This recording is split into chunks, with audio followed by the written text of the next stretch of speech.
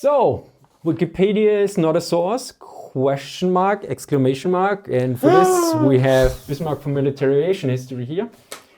So, I usually don't use Wikipedia as a source, but there's one particular video in the past, the Bren-Spandau controversy video, where I used Wikipedia for information on how many countries actually still use the MG42, of course, with NATO ammunition usually, but not always, because Yugoslavia also used it, and I don't think they used NATO ammunition still in service. So I made a screenshot, and sometimes there I get actually a comment, Wikipedia is not a source, although most other sources, and generally I don't use Wikipedia.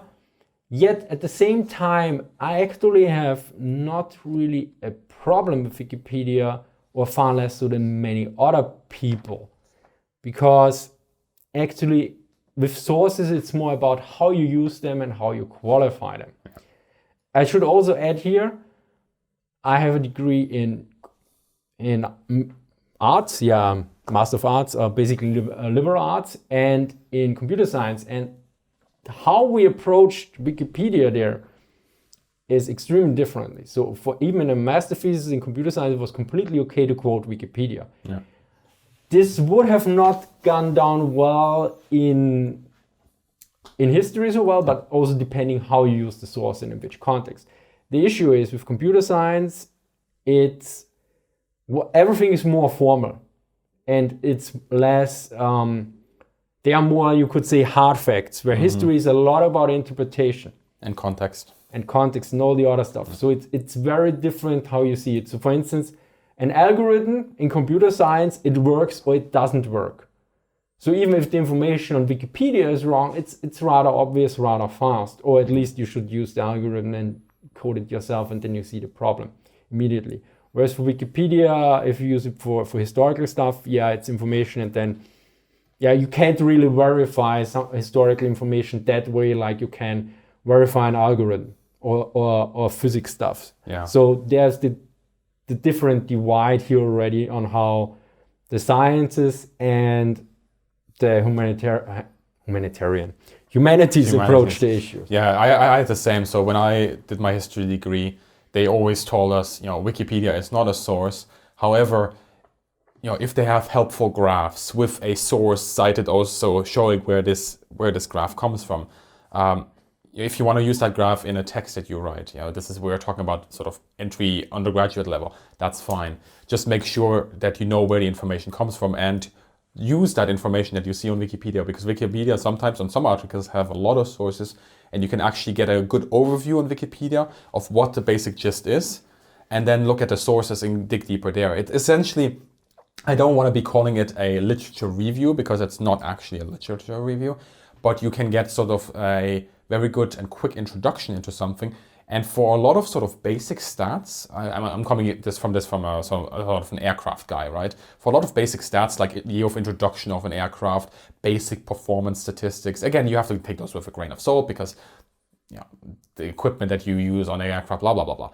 But which variant? Yeah, it's very, but so basic hard stats, usually Wikipedia gets that right. Yeah. And there's absolutely no problem of of typing into Google, I don't know, BF109, first link pops up, it's going to be Wikipedia, click on that, quickly check, okay, what year was it introduced, what countries used it, and so on. That's absolutely fine. So if people, for me, it's always funny when people say, oh, Wikipedia is not a source, you cannot use it. Absolutely not. For me, I think that just shows that you don't really understand how you can use potentially that platform. Should I quote Wikipedia in an academic article? Probably not, unless it's an article about Wikipedia. Yeah, for instance. Again, context matters. But just as a basic thing, as a quick overview, introduction reading, I don't see the issue there. And if it's something that you can quote as in that video where it actually makes sense. I mean, you also in this video, you have now it was about how many countries still use the MG42 in which variant. Where you look this up? Do you know a book from that is only 5 years old or something that lists all the countries? Yeah. I mean, maybe Chains defends these publications, but they cost a few $100 a piece. Yeah. This would be, for instance, but all the other sources, they are rather rare. And also, for me, it was already, I knew it was used a lot because I knew it was used in Germany, and I knew it was used in the Austrian army. And I was rather sure that a lot of other countries used it as well. So this is also the issue. Sometimes you use Wikipedia. I use it actually to confirm sometimes if I read something and I'm not entirely sure, make sure I look at Wikipedia again, but and check it. And the issue is when people cry out, basically, Wikipedia is not a source. It's just doctrinal thinking. It's like, okay, absolutely not. I'm close to that when it comes to memoirs, at least for non-historians. That I said, don't use memoirs unless you are aware that what is written there is probably not fact. Because some people, they treat memoirs like gospel, and it's like, yeah, no. So that's a very cultural thing as well. Yeah, so here's the thing, in what context and how you get it and use it. And speaking of, do you have something more? Well, I have one more thing to say. When we say this, again, we quantify this by knowing how to use the source and knowing when to use that source. We are not saying Wikipedia is amazing. Yeah. So again, this is the difference between. It's amazing from how much information for no price and the quality it provides. And I think there were studies at one point where they actually compared the Britannica Encyclopedia with Wikipedia, and actually Wikipedia was sometimes even more correct or something. Yeah. It also depends, Wikipedia, I think, in the language and the curation. Also, we know from Wikipedia, like, Chifton ran into some troubles. Yeah. He basically, for one thing, he stopped editing, I think, one part, because in the discussion it was like, I think they used a minor source or some irrelevant source at which trumped his primary source or default source or something. And he basically said, okay, there should be some tweet, maybe we'll find it and we put it in. So somebody we know, he had an issue on Wikipedia where he had primary sources, showed it to the editors, and they completely disregarded it because they liked the way that the article was written. This is sometimes an issue on Wikipedia. So it's an issue with the people. Yeah. So just to clarify what we're saying here, so you also understand what we're saying, because sometimes we're going to talk about this in another video as well, I think, what people hear and what we actually say. Yeah. We're not saying that Wikipedia is without fault. We're not saying that Wikipedia can be used in any circumstance, in any moment, in any sort of research. We are saying use it with the same sort of scrutiny that you would use any other source. Qualify the information, research the information, fact check the information, but for basic stats and basic overview, introduction reading into a topic, you can't go wrong by just checking over Wikipedia and then digging deeper. Yeah, I mean, we encountered various errors in high quality publications as well over the years, and we're going to make errors. It can happen, and we also made our errors. So I'm linking now to one of my error correction videos. And speaking of sources, I think we should also tackle one topic that older books are closer to reality, as sometimes claimed, because like they said, oh, he wrote this 3 years after the war, 5 years after the war, and I think this is clearly then better than something an academic wrote now in the 21st century about the topic. Yeah. So what is your take on this? I mean, it's the same amount of information available back then as now. It's the same amount of sort of intention behind the book. So I can take an example here. I have a book that was written in the 1950s in a country that won or was part on the winning side of the Second World War. And they explain the weapons that the Air Force of that country used and what the adversary, so the German Luftwaffe, used. And it completely dismisses all the weapons that the Germans used, and at the same time saying, the weapons that we used are the best. And you'll go through that, and you find so many factual errors, from basic things about ammunition over to the basic gist of how these weapons actually meant or were meant to work, because the Germans used different types of ammunition, and we have mine shells which work different to armor penetrating rounds on our cannons. And it just completely dismisses it. And that was written in the 1950s, just 5 years after the war. But just the tone of the book, there's some good information in that book if you know what to take. But from the tone of the book, from the maybe the intention, I can't say because I don't know the person. But from how it comes across, it completely dismisses one side and just very selectively and systematically omits certain information, selectively shows others. That, this is not closer to reality. In fact, it is further away from reality than maybe some of the publications I found from the Air Force in question itself during the war, when they researched the weaponry that crash-landed aircraft had on their territory, which are usually quite fair. So we can always say, if you look at the primary source data from that time, yeah, maybe. Yeah. If the good enough amount of information is true. But just because a book was written close to a conflict or close to an area doesn't mean that all the information is available. In fact, the complete opposite might be true, because you're still sifting through what your own country has produced in terms of information, but you have not hit up the archives of the other countries. And this is what's happening sort of the last 20 years, let's say, in World War II, is that a lot of historians that were limited to the pool of information in their own archives are now going out there, either hiring research assistants. Some historians did this previously as well, of course, but it's getting more and more popular to do this, hiring research assistants in other countries to pool information there, to translate it and so on. Or we see a new breed of historians coming up that actually systematically try to learn a language in order to then be able to write, their PhD or their further further their academic career by being able to access a greater pool of information that has not yet been accessed in their own country. And I think I'm drifting off a little bit here, but I'll just pass it back to you so you yank me back into reality. So basically the different thoughts here. So from what I'm not entirely sure here, but I think the quality, for instance, of historical writing and fact-checking and footnotes improved over the decades. Yeah. Then there's the other issue. Nowadays, you can share information very fast.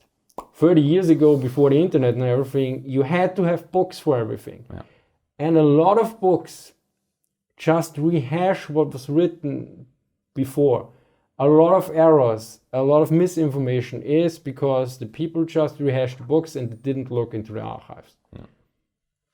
Which is sometimes also quite hard, because the German archives, you're not allowed to share any of the information and other stuff, and you have to go there, and then most people don't speak German. And for instance, the Germans itself, the military historians, usually didn't look at operational history and many other aspects. Yeah. So when it comes to the Panzerwaffe and everything else, the standard works are sometimes still Jens and others, which sadly didn't note their sources or quoted them properly in them sense. So you have this kind of weird situation nowadays. And for instance, I'm not sure. There was not a book written specifically on the Sturmtiger, but I might be wrong here. But I think actually in my Sturmtiger video, how it is used, the information I used, I think, was first published or made available to the public via my video. And the Sturmtiger is actually, to a certain degree, well, you could say quite popular, or not that unpopular. Yeah. And so just being closer is, well, not really a criteria unless it's primary sources sometimes. But then even then they might be edited or something else. Yeah. And this is also the issue. Sometimes stuff gets found again that was lost or thought to be lost. So there might be a new document or a new series of documents or a stash of documents showing up that completely disproves things that have been written before. Yeah. And there's also a counter thing, I think. Now this is paraphrasing, but from what a friendly historian told me, he had one of his professors came basically into not power, but basically when Ultra was declassified, so the Ultra program that the Allies decrypted all or a lot of the German communications and everything. And at that point, when that shell hit, they were basically, we have to rewrite the whole Second World War, everything, the whole history. Well, the issue is they actually found out, not so much. I think for the Battle of the Bulge it was relevant, but for many other cases it actually didn't make too much of a difference, which of course is one major misconception I already mentioned in one of my videos, is that a lot of people completely overestimate the power of intelligence. Now, intelligence can be very vital, for instance, for the Battle of Midway. But to make it very simple, if you play whack-a-mole and you know where a mole is showing up every time, but you don't have a hammer, you're not gonna win. The guy who is just one time right with a hammer is gonna win. Because you still need forces, ammunition, troops and everything to hit the enemy. Intelligence will make the conflict, good intelligence make it easier and everything else. But intelligence alone doesn't win a war, not even close. This is also to a certain degree shown then with the declassification of Ultra, that not everything had to be rewritten.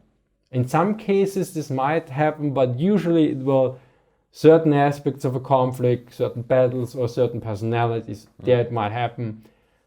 But yeah, so that is new information, sometimes even more relevant. Again, it comes down to simply evaluating a source, trying to be devil's advocate sometimes, looking deeper, digging deeper, and trying to find how waterproof a source is, a book is. And every single book is going to have mistakes. Even the best publications have mistakes. Our videos will have mistakes. I'm sure that at some point when we go to the archive, we might pick up a file and just look at it and say, oh dear, I have to correct the video now because I found something that might have been proven by this Primary document. sources also sometimes have errors, of course. Yes. I recently found one where I think they're talking about the Sonderkraftfahrzeug 250, the small half-track of the Germans, and they wrote the light one, but actually as the number they wrote 251. And one person who looked at it, and I don't know if it was a contemporary or some historian in the archives, actually wrote a question mark there. Yeah. So again, human error happens. Nobody's pointing fingers. Evaluate your sources, use them with care. But there are many, many books that have been written throughout the years from 1945 over to now that can be used without any sort of, well, I wouldn't say any sort of problems, but as long as you evaluate the source, they're going to serve you well. So just if you're a historian or if you deal with history, be critical, be consistent in applying scrutiny, and don't fall into any sort of traps like, I don't know, confirmation bias or something like that. We're all humans at the end of the day. And if we make a mistake, you make correction videos. I have made correction videos in the past. They happen. But yeah, it's just not. It could come back to the original point that we were trying to make. Just because the year of the book when the book was published does not signify its quality, let's say. Yeah. I mean, generally, I would advise to take in newer publications, the more recent one, if they're from good publishers. Yeah. And usually what I do first is check the footnotes or endnotes, and then you get a basic idea. That's also what Peter from Tank Archives takes, because if it's like about tanks and then they quote Guderian and all the memoirs all the time, you might be not in the perfect sense. Of course, if they're just referring and debunking them, could also mean, but generally look at the footnotes, and with time you get a basic idea. And if you need a basic overview, get the Cambridge History of the First and Second World War, for instance. They have 3 volumes. They are full of articles from different authors, and they all provided a bibliographical essay at the end of the video. At the end of the books. So we have, like, I think in total 60 for each war, and basically discussion on the literature, which is actual, which is good, and which is not. Literature or reviews. Basically to mention only good ones.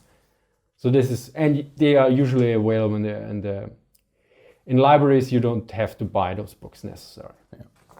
All right, I think we've covered that well and truly. I think we did. We killed that one. All right, guys. Okay, thank you for watching, and see ya. See you next time. Bye.